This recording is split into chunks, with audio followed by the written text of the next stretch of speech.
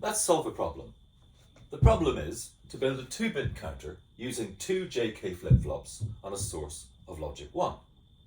So that's to say we've got 2 JK flip-flops and their memories are going to represent the 1s and the 2s of a 2-bit number.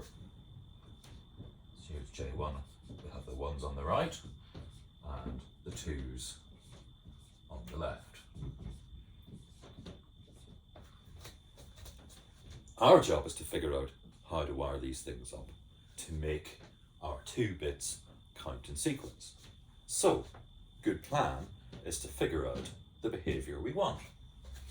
Let's write Q2 of t, Q1 of t, Q2 of t plus 1, Q1 of t plus 1. We start, that is, by building the truth table for the thing we want. And what we want is for the next number to be 1 more than the previous number until we reach the giddy heights of 3, at which point we'll loop back to 0.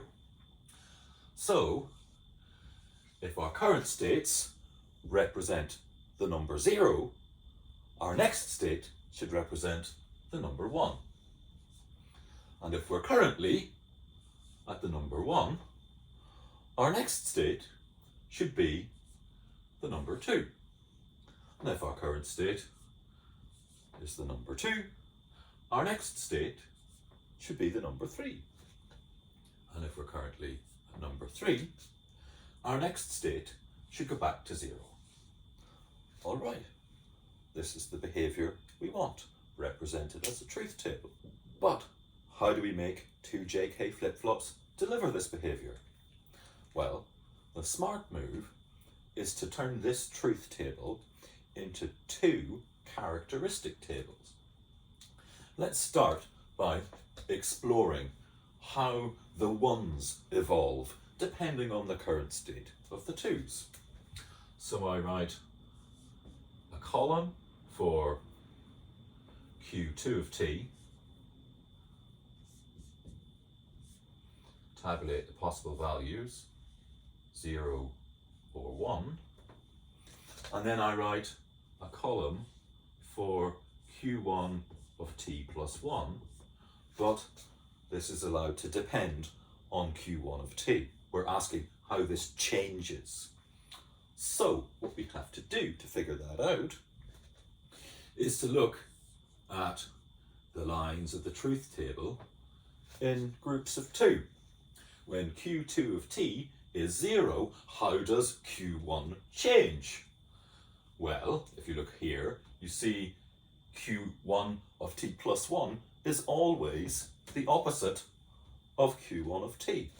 That's to say, we are negating Q1 of t. And if we look here at the lines when Q2 is 1, it's the same thing, in fact. Q1 is always being toggled.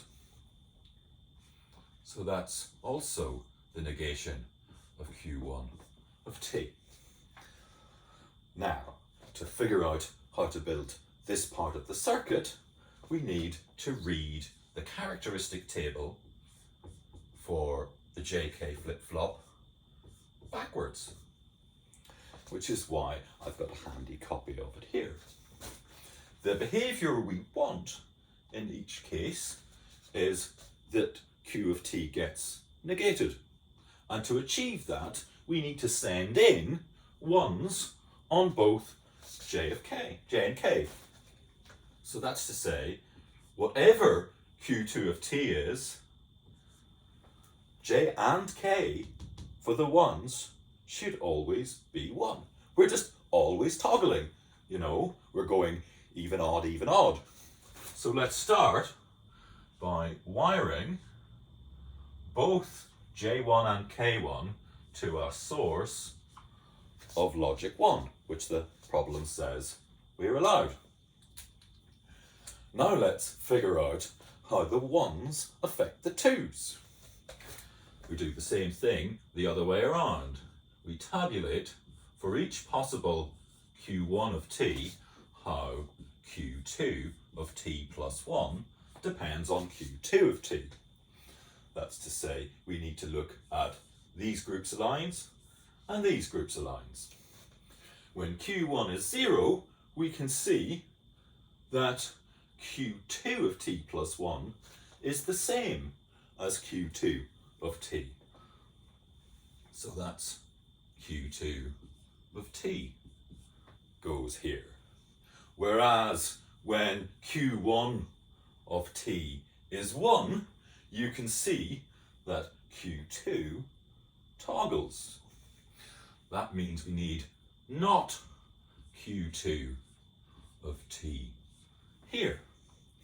And now we need to figure out what J and K signals to send in at time t to achieve this transition.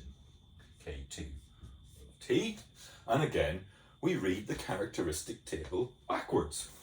Here we need Q2 to stay the same, and that's what we get by sending in 0 and 0 on J and K.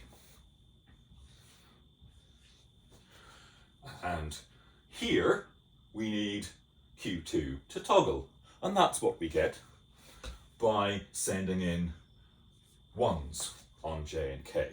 So we now have the truth table that tells us how to compute the J signal and the K signal for the 2s given the value currently stored in the 1s. And it's straightforwardly that we wire the 1s to both of the J and the K. Then our outputs are also just the copies of what's in the memory. So this will be a circuit with no inputs but 2 outputs, just repeatedly cycling 0, 1, 2, 3, 0, 1, 2, 3. And notice, all we ever did was tell the JK flip-flop either to stay the same or to toggle. We could have built this just as easily with T flip-flops, but JK is flexible. We can tell it to do whatever we want. And notice that although one flip-flop influenced the control circuitry for the other, they never had a direct feedback loop to themselves because we could always choose J and K signals to demand the appropriate evolution at each step. So this is an entirely typical flip-flop problem. Start from a specification, give the truth table for the desired stepwise evolution of the system, and then figure out how to get your hands on the control signals which do that.